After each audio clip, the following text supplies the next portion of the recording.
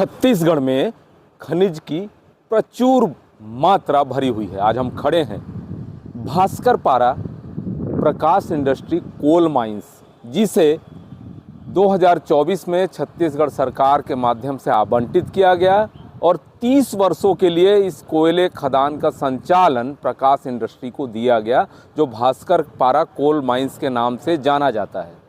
मैं बता दूं, तभी से यहाँ शुरू हुआ एक ऐसा खेल कि हम यहाँ की ज़मीन से कोयला तो ले जाएंगे, आपको भी लूट कर जाएंगे और लगातार शोषण करके, यहाँ के श्रमिकों की बात हो, यहाँ के चालकों की बात हो या यहाँ के जो कार्यरत श्रमिक हैं, उन्हें आज के समय में जो स्टैंडिंग ऑर्डर है, स्टैंडिंग ऑर्डर की कमेटी जो होती है, उसके हिसाब से तनख्वाह देना होता है।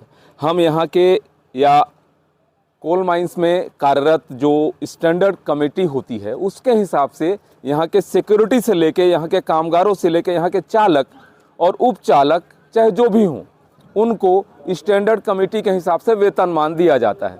मैं बता देना चाहूँगा, यहाँ पे एक डंपर ऑपरेटर को 26,000 तनख्वाह दिया जाता है और एक ट्रिपर ऑपरेटर को या ट्रिपर का जो चालक होता है उसे 24,000 तनख्वाह दिए जाते हैं। बाकी लोगों को 10 से 12,000 तनख्वाह दिया जाता है।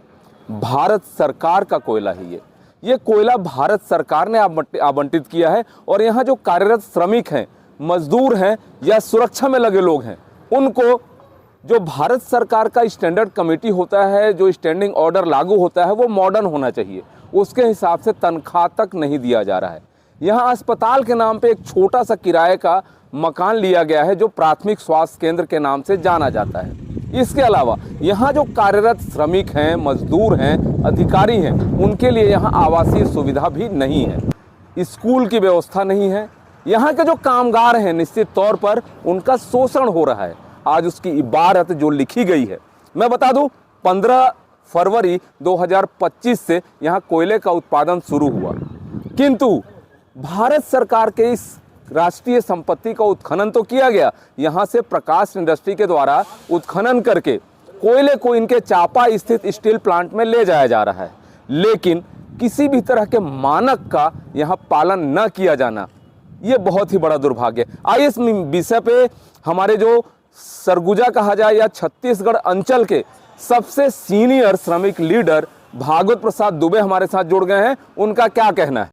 जी, हमारे साथ जुड़ चुके हैं छत्तीसगढ़ या यूं कहें देश के सबसे बड़े ज्येष्ठ श्रेष्ठ यूनियन लीडर भागवत प्रसाद दुबे जी।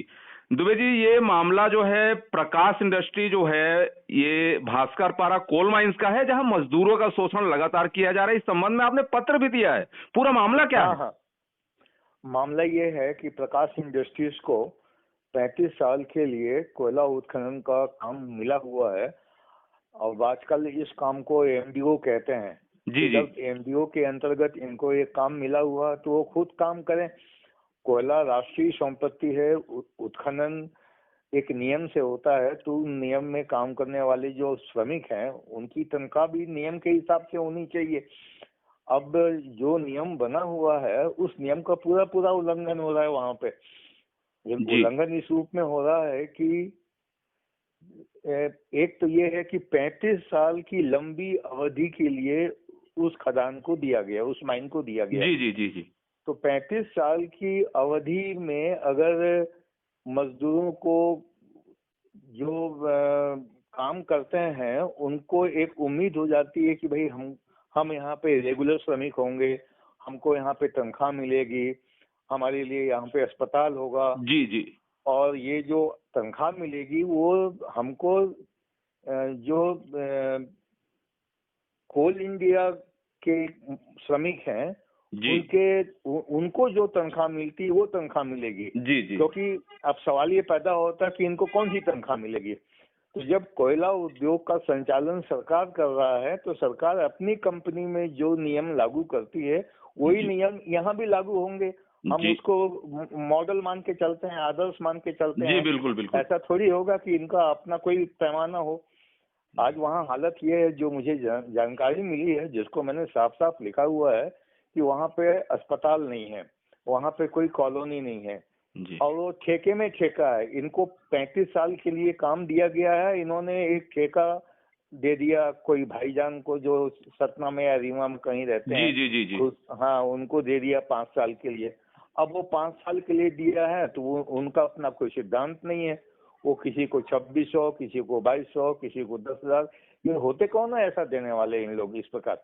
जी उसी प्रकार जो ट्रांसपोर्टिंग का काम है, वो ट्रांसपोर्टिंग का काम भी ठेके में दिए हुए हैं। जी तो जो जी ट्रांसपोर्टर हैं वो किसी को 10,000 ही देता है मेरे ख्याल से। जी जी हमने भी 10,000 सर, हमने भी जानकारी आपको बता दूं मैं, हमने भी हमारे जो रिपोर्टर ग्राउंड जीरो पे गए हुए थे उन्होंने भी देखा कि वहां अस्पताल हाँ। के नाम पे एक छोटा सा किराए से कमरा लिया गया है। वहां प्राथमिक हाँ। स्वास्थ्य केंद्र प्रकाश इंडस्ट्री लिखा हुआ है। वहां कोई कंपिटेंट अथॉरिटी नहीं है, वहां कोई डॉक्टर नहीं है, वहां कोई मेडिकल जो होते हैं असेंबल्ड, कुछ भी नहीं है वहां पे। आपने बिल्कुल सही कहा।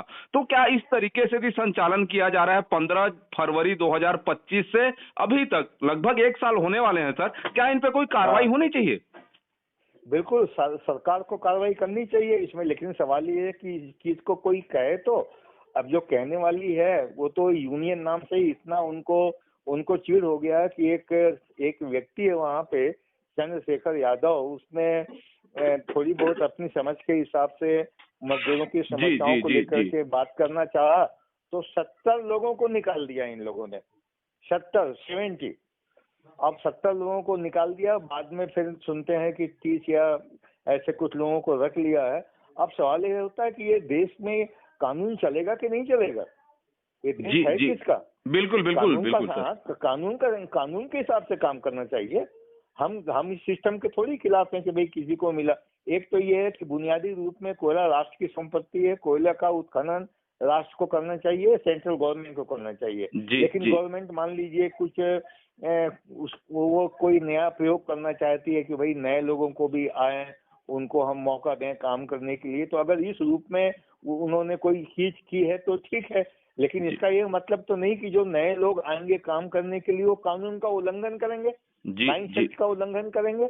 ये एक्ट किस लिए बना हुआ है, जी काहे के लिए बना हुआ है? जी ये जी तो सर आपने बहुत एक और चीजें लिखी हैं कि इनको किस चीजों को फॉलो करना है। यदि मॉडर्न हम लेबर कानून की बात करें तो उसमें भी इनको 5-6 चीजें जो फॉलो करनी है। नियुक्ति पत्र अभी तक नहीं दिया गया है। नियुक्ति पत्र के बाद ही वेतन विसंगति है। वेतन विसंगति के बाद इनको सामाजिक रूप से कोई सुरक्षा नहीं दी गई है। आवास की बात की जाए, अस्पताल की बात की जाए तो सारे ढर्रे पे तो फेल हो रहे हैं। बिल्कुल फेल हो रहे हैं इन लोग। ये बहुत ही गलत प्रयोग हो रहा है भारत सरकार की ओर से। ये क्यों हो रहा है मेरी समझ में नहीं आता। इसलिए तो कहीं कहीं भारत सरकार भी दोषी है कि वो जब किसी चीज को देती है तो उसके जो इंस्पेक्टर हैं वो लोग क्या करते हैं। भारत सरकार की जो एजेंसियां हैं, जैसे वो लेबर मिनिस्टर हैं, वो असिस्टेंट लेबर कमिश्नर हैं, लेबर इन्फोर्समेंट ऑफिसर है, रीजनल लेबर जी कमिश्नर जी है, जी डिप्टी चीफ लेबर कमिश्नर है।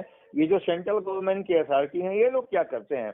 और राज्य में जो राज्य के जो श्रम अधिकारी होते हैं वो क्या करते हैं, वो क्या देखते हैं यहाँ पे। ऐसा लगता है कि कॉन्ट्रैक्ट लेबर एक्ट अस्तित्व में है ही नहीं। ऐसा लगता है कि माइंस एक्ट अस्तित्व में है ही नहीं। ऐसा लगता है कि जितने भी एक्ट हैं जो मजदूरों के संबंध में बने हुए हैं उसका कोई भी पालन वहाँ पे नहीं होता है।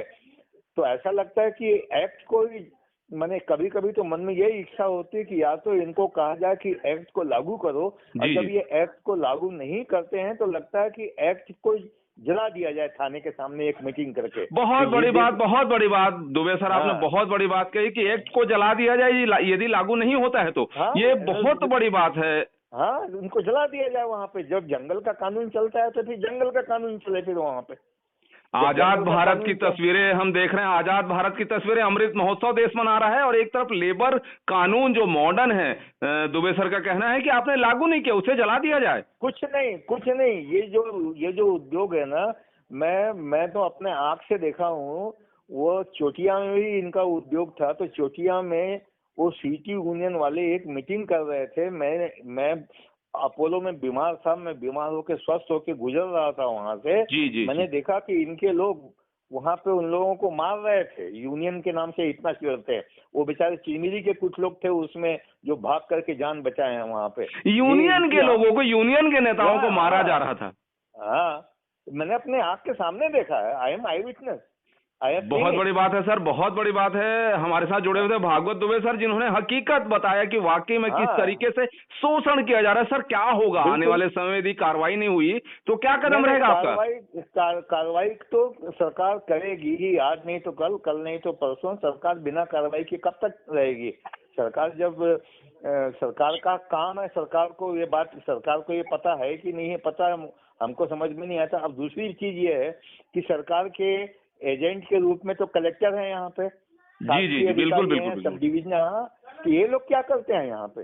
बहुत बड़ा सवाल दुबे सर, बहुत बड़ा सवाल आपने किया कि स्थानीय प्रशासनिक अधिकारी क्या करते हैं जिनको जिम्मेदारी दी गई है।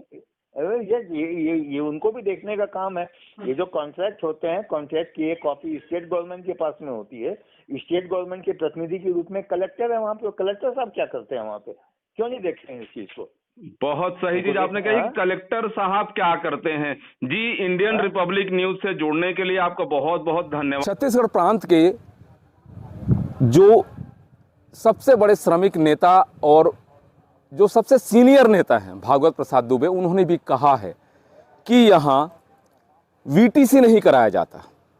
यहाँ पे जो पीएचई होता है, जो प्राइमरी हेल्थ एग्जामिनेशन होता है या पीरियडिकली हेल्थ एग्जामिनेशन कहते हैं, वो भी नहीं कराया जाता है। सामाजिक सुरक्षा के नाम पे कोई पैमाने का पालन नहीं किया जाता है।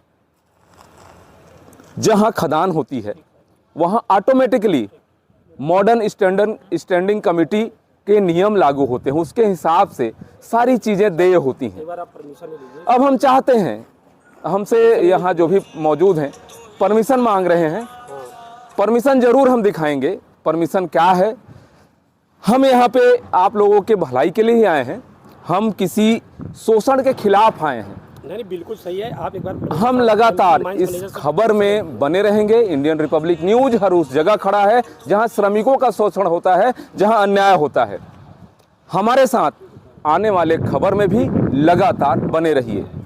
सहयोगी महेंद्र देवांग के साथ doctor Pratap Narayan Singh, Indian Republic news, गणतंत्र भारत की स्वतंत्र आवाज।